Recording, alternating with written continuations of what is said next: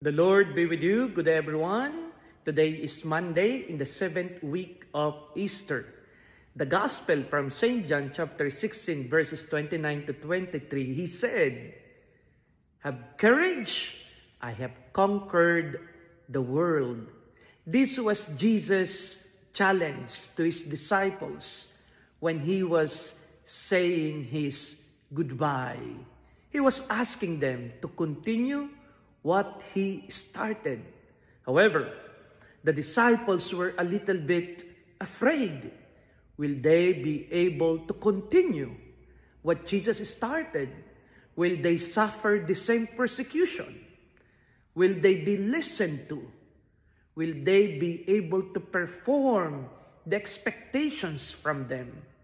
But Jesus said, "Be brave, courage." This was the same reminder that I will never forget from our Superior General when we were seminarians, when he was inviting us to see the oblate world, to be missionaries. He said, "Coraggio, courage." The same principle I took into my heart when I went here in Western Australia to be missionary. Courage. We need to be courageous enough. We need to conquer our fear.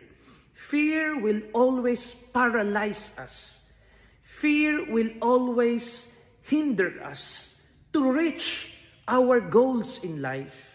Fear will always be there to tell us we are never good enough. But we just have to be brave, be courageous, and put our trust in God. Our courage comes not from our acceptance of our greatness, but courage comes from the acceptance of our weakness and a total dependence from our God, who is the source of our strength.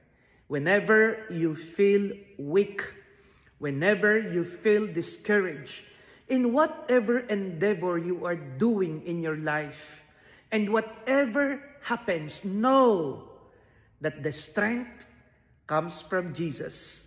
Let him be the inspiration. Let him be our guide. And let him be the reason why we keep on stepping one day at a time and moving forward, because we know God is our strength. Courage. God bless.